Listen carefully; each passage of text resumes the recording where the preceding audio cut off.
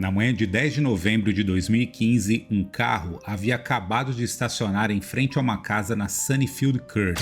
Era Dave Blackburn, que havia acabado de retornar de seu treino diário na academia.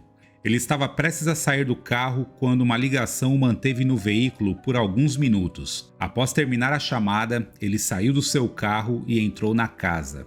Ao abrir a porta, ficou paralisado, deixando a bolsa de ginástica cair de suas mãos. Sua esposa estava deitada no chão da sala em uma poça de sangue. Dave ficou confuso e chocado. Ele correu até sua mulher, verificou rapidamente seu pulso e ligou desesperadamente para a emergência. A jovem ainda estava viva. A sala onde ocorreu a tragédia estava completamente bagunçada, com objetos espalhados por todo lado. A bolsa da vítima estava revirada e no segundo andar uma criança pequena chorava. Os serviços de emergência chegaram à casa em cerca de 8 minutos. A área foi totalmente isolada e a casa se encheu de policiais e investigadores. A vítima foi levada às pressas para o hospital. Seu nome era Amanda Blackburn, de 28 anos.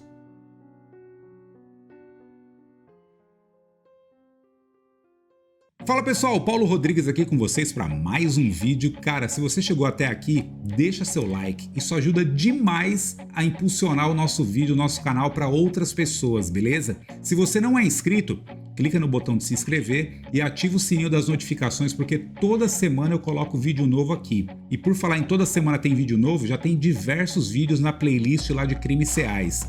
Dá uma passada lá, dá uma maratonada que eu tenho certeza que você vai gostar, beleza? É isso aí. Bora pro vídeo.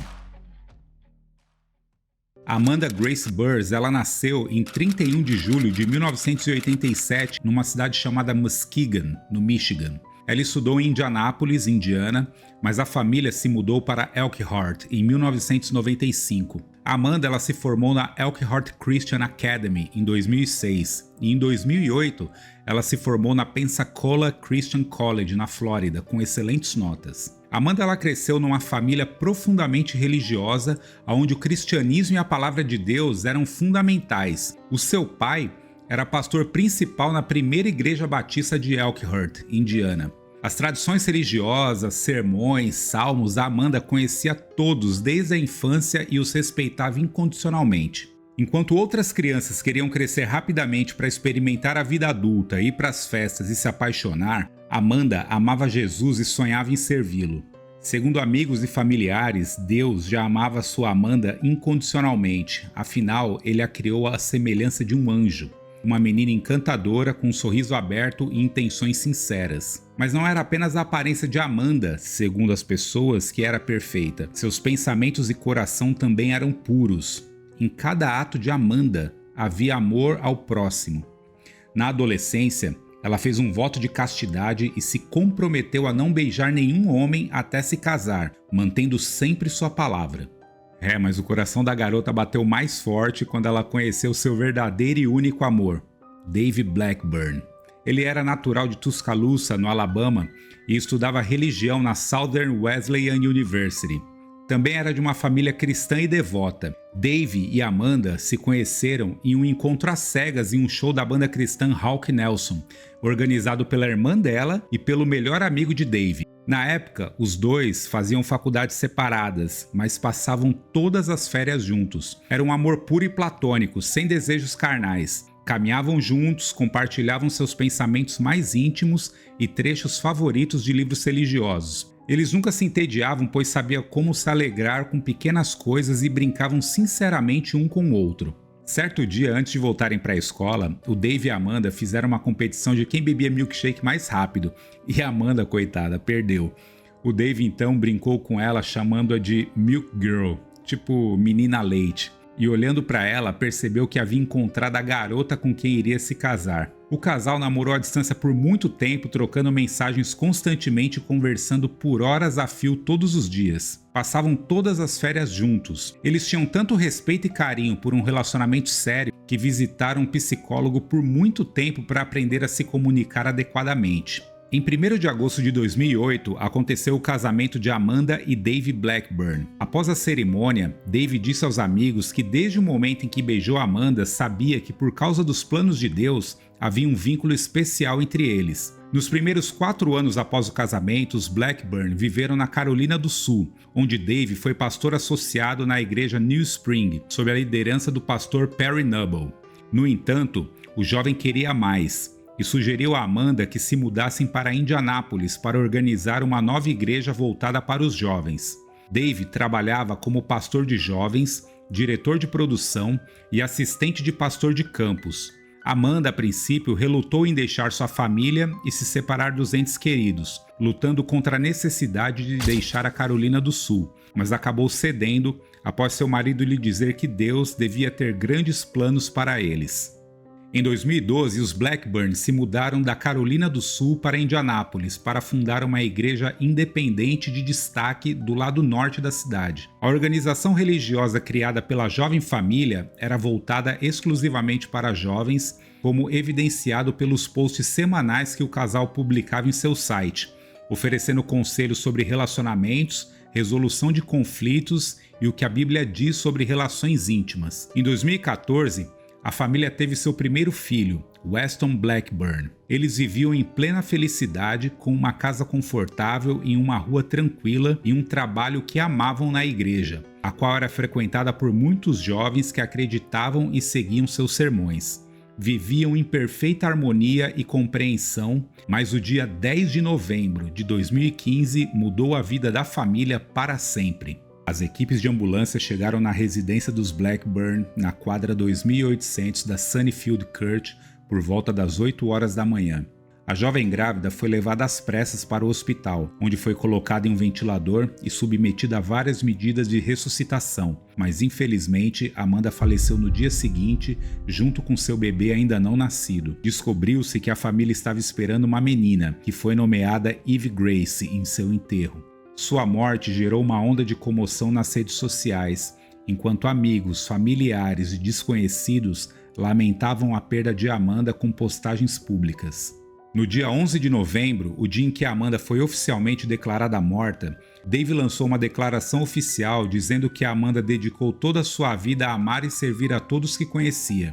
Ela fez de sua missão de vida conhecer Jesus como seu salvador pessoal e compartilhar essa fé com os outros. Dave afirmou acreditar firmemente que Deus é bom e que está transformando sua tragédia em triunfo e que o melhor ainda está por vir. O assassinato da jovem grávida foi um golpe não só para toda a família, mas também um choque para toda a comunidade. As pessoas exigiam que o responsável por tirar a vida de Amanda e seu bebê fosse encontrado e punido. Em sua primeira entrevista, Dave Blackburn relatou que encontrou a sua esposa Amanda ferida e inconsciente no chão da sala. Ela estava parcialmente despida, com suas roupas íntimas próximas, deitada de bruços em uma poça de sangue. O pastor contou aos investigadores que havia saído de casa por volta das 6 horas da manhã para ir à academia e deixou a porta destrancada, como fazia frequentemente. Mas nesse caso, é difícil dizer se os criminosos teriam sido dissuadidos caso Dave tivesse trancado a porta, eu não sei, mas é evidente que não teriam entrado na casa tão facilmente, E nesse caso, a Amanda ela teria tido tempo para chamar o serviço de emergência. Talvez, Bom, vamos lá. No entanto, isso não aconteceu e o ataque deixou a Amanda com 3 ferimentos à bala, sendo um deles na cabeça. Não foram feitas prisões nos dias seguintes ao crime, mas a polícia rapidamente determinou que Dave Blackburn não estava envolvido no horrível incidente. No entanto, os depoimentos do julgamento incluíam o testemunho do primeiro paramédico do Departamento de Bombeiros de Indianápolis, Scott Floyd. Ele chegou à casa após a ligação de emergência de Dave. Ele relatou que encontrou Dave fora da casa, no final da garagem, com as mãos ensanguentadas, mas muito calmo. Segundo Scott, Dave parecia não compreender o que havia acontecido com sua esposa, dizendo que ela estava deitada no chão da sala, mas que ele não conseguia acordá-la.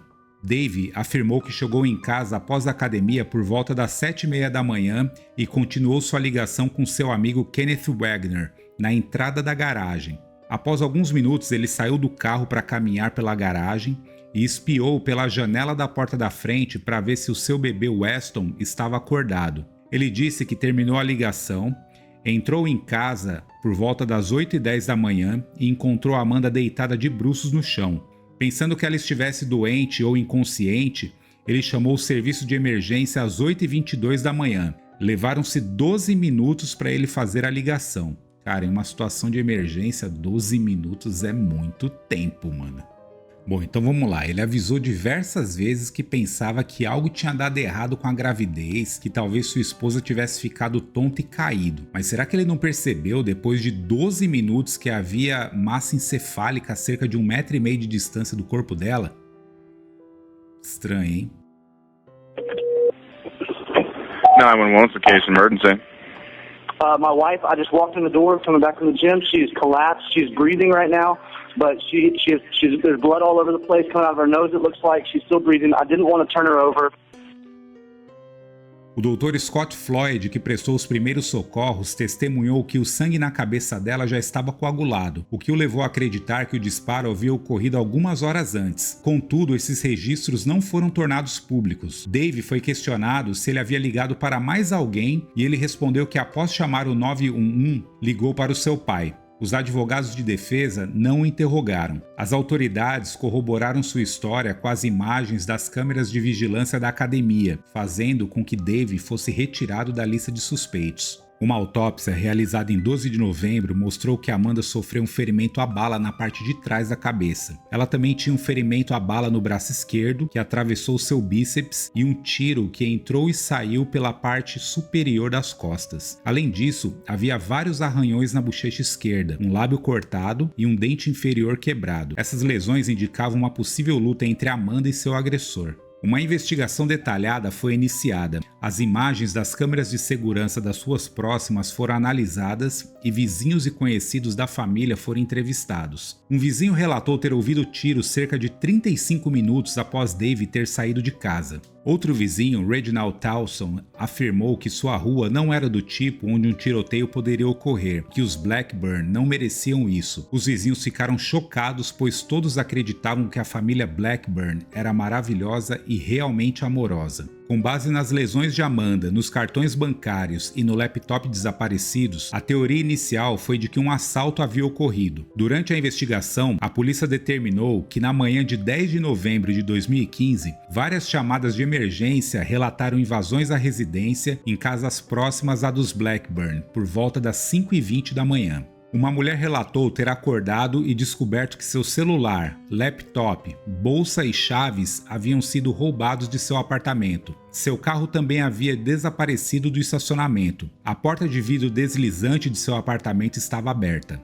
3 horas depois, outra mulher relatou um assalto em uma casa na Sunnyfield Court, ou seja, na mesma rua dos Blackburn. Alguém havia quebrado a tela do pátio e entrado na casa. Segundo a polícia, 4 televisores, um MacBook Pro, um colar de pérolas Tiffany, um suéter rosa, um controle remoto, um saco de laranjas e roupas de cama foram roubados da casa. 5 minutos depois, outra pessoa da Sunnyfield Court ligou para o serviço de emergência. Era Dave Blackburn. O tenente Richard Riddle, do Departamento de Polícia de Indianápolis, disse que a polícia estava procurando uma conexão entre o homicídio e os outros assaltos que ocorreram no mesmo bairro naquela manhã. A polícia não divulgou detalhes sobre a investigação, mantendo o caso em sigilo. Contudo, após obter imagens de possíveis suspeitos de uma das casas invadidas, eles as divulgaram, pedindo ao público que ajudasse na identificação e na investigação.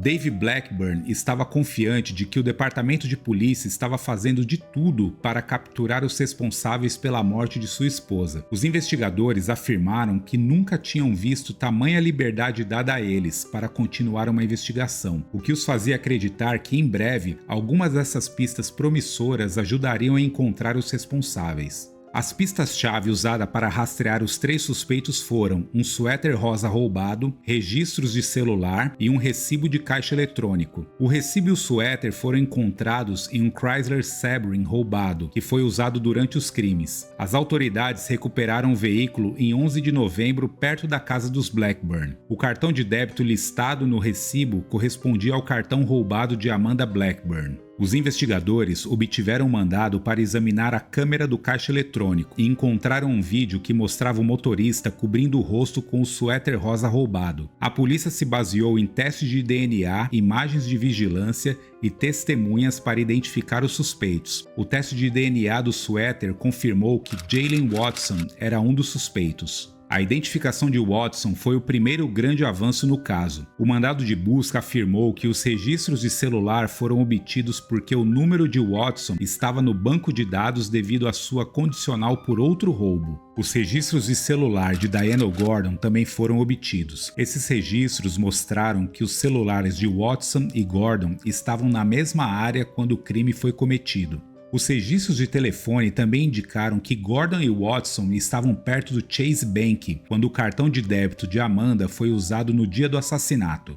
Larry Joe Taylor foi a peça final do quebra-cabeça. Ao examinar as imagens de vigilância na área, a polícia conseguiu identificar o número de telefone de Taylor e rastrear seu endereço. Nos dias que se seguiram, surgiram relatos de que uma arma havia sido encontrada perto da casa dos Blackburn.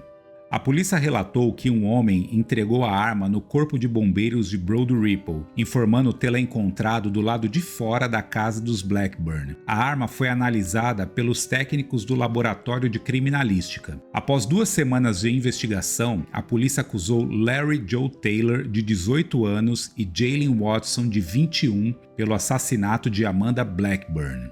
O terceiro suspeito de roubo, Diana Gordon, de 24 anos, foi preso por violação de condicional, mas não foi acusado de homicídio, pois não entrou na casa dos Blackburn. Após receber os resultados do laboratório criminal, foi comprovado que a arma encontrada perto da casa da vítima foi a usada no crime. Os 3 suspeitos foram capturados. Durante o interrogatório, Larry Joe Taylor afirmou que atirou 2 vezes na mulher porque ela o atacou e ele não queria que ela o arranhasse. Depois, quando ela caiu, ele se inclinou sobre seu corpo e atirou na parte de trás da cabeça, observando-a sangrar até a morte. O trio criminoso foi à casa dos Blackburn para roubar. Eles só queriam algum dinheiro e foram até a casa onde o marido havia deixado a porta da frente destrancada ao sair para a academia. Lá dentro, confrontaram Amanda. Para mantê-la fora do caminho, Taylor a atingiu com a arma. Watson e Gordon, que já tinham cartões bancários roubados anteriormente, decidiram sair e procurar um caixa eletrônico. Tentaram sem sucesso sacar $500 em um caixa, mas conseguiram $1.400 em outro, onde foram capturados pelas câmeras de segurança. Eles então voltaram à casa dos Blackburn para buscar Taylor.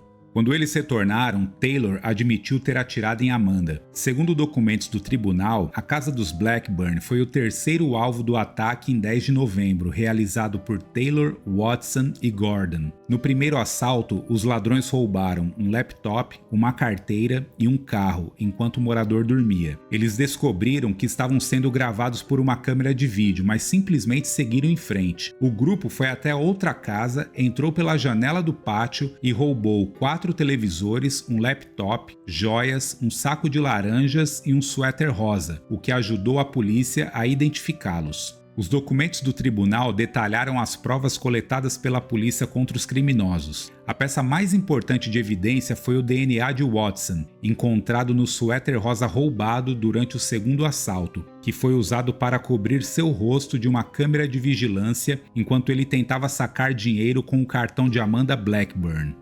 Watson e Gordon cooperaram com a investigação em troca de uma redução de pena. Larry Joe Taylor renunciou ao seu direito de permanecer em silêncio e admitiu estar próximo à cena do crime, mas afirmou que estava tão confuso que não conseguia se lembrar. O promotor do condado apresentou as acusações formais. Larry Joe Taylor enfrentou 13 acusações, incluindo homicídio qualificado por matar Amanda Blackburn de forma deliberada. Jaylen Watson foi acusado de homicídio qualificado e tanto ele quanto Taylor enfrentaram várias acusações de roubo e furto. Diana Gordon, que estava sob custódia por violação da condicional, também enfrentou acusações de roubo. Havia uma 4ª pessoa que sabia dos roubos e outros crimes, mas não participou deles. Ela foi questionada e liberada.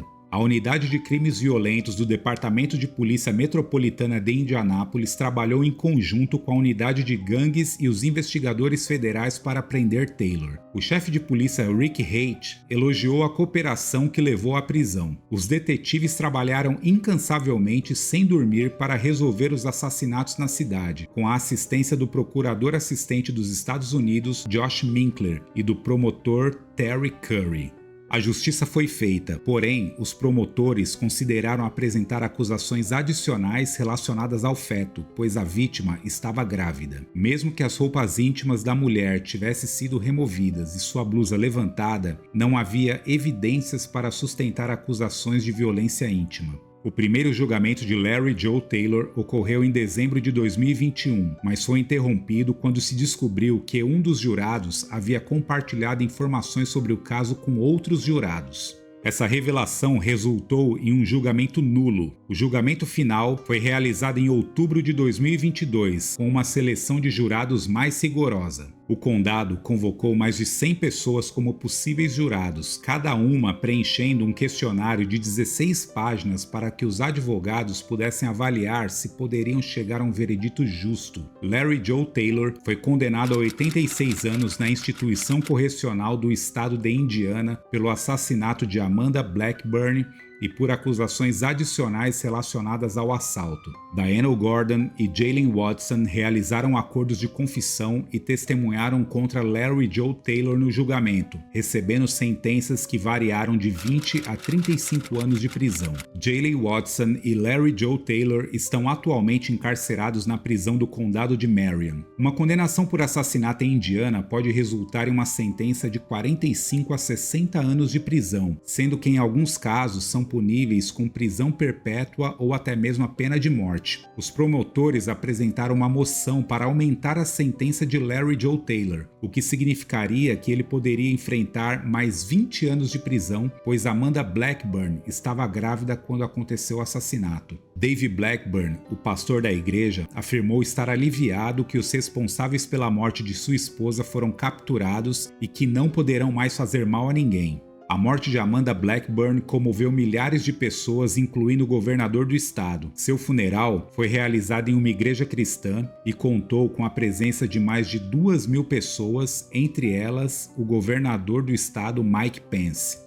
Dave Blackburn disse estar esperançoso de que o sistema judiciário mostrará sabedoria ao lidar com as pessoas que causaram tanto sofrimento à sua família. Incrivelmente, ele relatou repetidamente que decidiu perdoar os assassinos de Amanda, disse ele aos repórteres.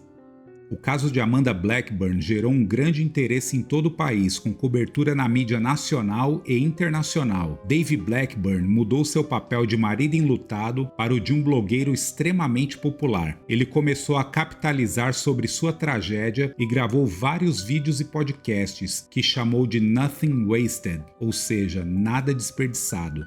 Começou a aparecer em programas de TV e a falar sobre a morte de sua esposa, repetindo continuamente a dor que havia experimentado e recontando a tragédia. Mas ele não parecia infeliz. A morte de Amanda tornou o Dave não apenas famoso, mas também rico. Muito rico. O fato dele ter recebido o pagamento do seguro de vida após a morte da mulher sugere que ele esqueceu, ou não, vai saber, de trancar a porta lá naquele dia 10 de novembro de 2015. O que vocês acham? Fala aí, mano, coloca aí nos comentários que eu quero saber. Em 2 de março de 2016, Dave Blackburn comprou uma nova casa de 5 quartos e 4 banheiros com piscina. Ele então vendeu a casa onde Amanda foi assassinada. Para um marido infeliz que perdeu sua amada recentemente, por essas fotos aí o Dave me parece bastante feliz, hein? Em julho de 2016, ele postou uma foto de sua nova casa em seu blog com a seguinte legenda: Estou tão feliz por poder fazer festas na piscina em minha nova casa. E agora, Dave Blackburn está feliz em seu novo casamento.